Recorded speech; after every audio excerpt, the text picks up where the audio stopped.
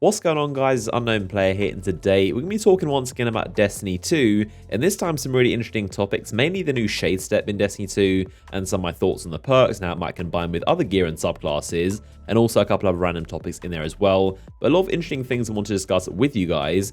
So firstly, let's talk about this new Hunter Shadestep or Dodge ability. There's actually quite a lot to it. It goes quite deeper than you might think, and it can be a little bit confusing, but honestly I think this Dodge combined with the subclass of Destiny 2 could be one of the most interesting combinations.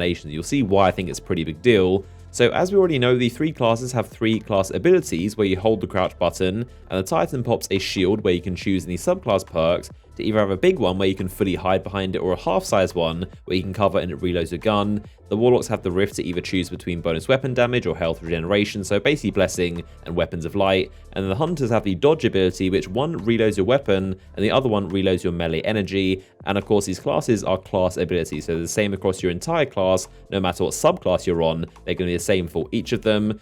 So let's talk about the differences between the two Hunter ones in specific, because they're actually pretty interesting, and definitely in terms of gameplay and like perk combos, I think is going to be quite deep.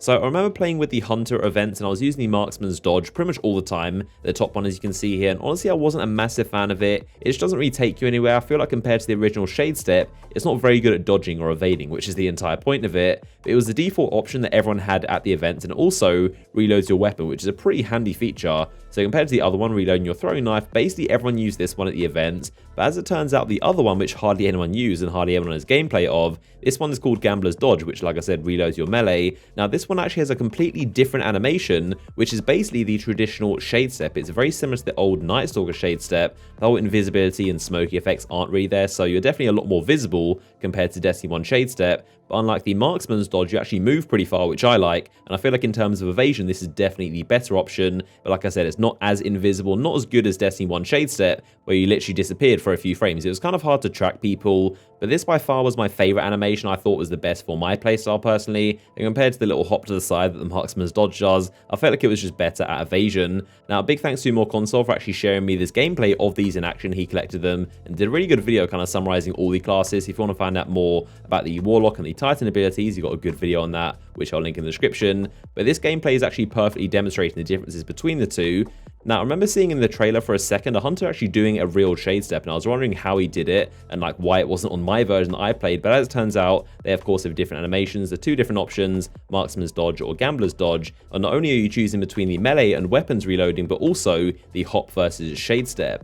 Now, talking more about that, the ability to actually reload your weapon instantly with Marksman's Dodge does sound pretty helpful because it works on power weapons as well, and I can see it now. Literally during a damage phase in the raid, everyone sat there sniping at the boss for damage, and then I bet you're going to see a bunch of Hunters doing a little hop to the side to instantly reload their weapons, but it's probably going to be pretty handy. I mean, generally in PvE, raid aside, imagine shooting 3 rockets off, and then you do a quick hop and then instantly reload your gun, pop another 3 rockets. So I think it can be really handy and definitely can be a good combo for damage and especially quick DPS.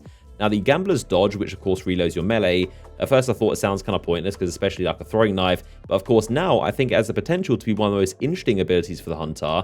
So something I thought of is that if the Night Stalker really is in Destiny 2 and his melee is the smoke grenade, which of course is very likely, imagine the wombo combo abilities with this actual Shadestep. You could be able to throw both your grenades, then Shadestep, and then throw another smoke grenade, because this is basically going to be the new sealed Ahamkara's Grasp, where it gives you 2 smoke grenades. So this could be a massive kind of benefit to the Night Stalker, and this is an even bigger hypothetical. But imagine if there's an exotic for the Hunter that gives you 2 grenades, you'll be able to have 2 normal nades and also 2 smokes. So it could be really crazy and basically giving you quad nades. Now, I'm not sure how Bungie will balance this stuff, and again, it's a big hypothetical if there's an exotic that gives the Hunter 2 grenades. But either way, I think the Shadestep can be a kind of massive gameplay feature, and it also does tie in perfectly to the Arcstrider, which of course we already know has a ton of strange, weird perks like that. We don't even have to speculate. We already know the Arcstrider is based so much around meleeing, dodging, cooldowns, health regeneration, and a lot of it goes around the dodging feature. So in general, I'm really interested to see how the perks on the Hunter can combine with this stuff, especially if you've got some exotics in there.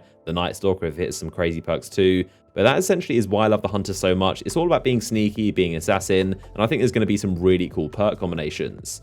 So those have been my ramblings and thoughts about the Hunters and their perks with Shadestep. Moving on to some other random topics. We actually got a pretty cool look at one of the lost sectors inside Destiny. We haven't seen many of these, and hardly much footage of seeing what they're actually going to be like. All we know is they're going to be dungeons with kind of a chest and a massive boss that drops a key to that chest. We actually got to see one of them on the Destiny game Instagram. Now, they only post this here on the Instagram, not on their Facebook or their Twitter, anywhere else. I'm not sure why, but it seems to be pretty strange. And they said, lost sectors are scattered across all worlds of Destiny 2, overcome the great dangers inside it, and reap the great rewards. So as you can see, we can't see much, obviously it's very nondescript, but now we know this weird looking area, which you didn't really know what it was before, underground, is clearly a lost sector. You got a Hydra down there with a normal Vex Goblin. Not sure if the Hydra is the boss. That is what kind of these dungeons are going to look like, at least one of them on Nessus.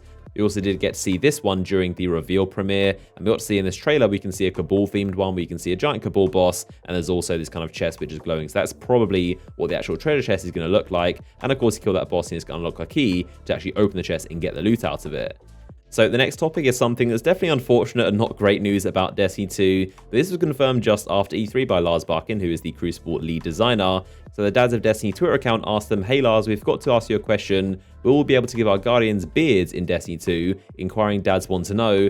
And Lars said, "No beards in Destiny 2, hashtag freshly shaven." So that is it, confirmation. I know, strangely enough, an absolute massive amount of people really want to see beards in Destiny 2. And I agree, it would be a pretty cool kind of facial customization, and definitely something Destiny 1 lacked. But I don't know, maybe in Destiny 2, maybe the time it's set, they just don't have beards. It's just not a thing they have. But everyone's clean shaven, and that is not going to be a feature in Destiny 2. We're still yet to find out anything about the actual character customization. Of course, we know our characters are going to go to Destiny 2, but we don't know if we're going to get to overhaul them. I expect you would, but it seems that for now they're keeping most of the character customization a secret for now.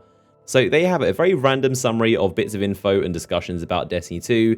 As always, let me know all of your thoughts down below in the comment section, and a like rating on the video would be much appreciated. Of course, subscribe for a bunch more Destiny 2 videos, and I'll see you guys in the next one.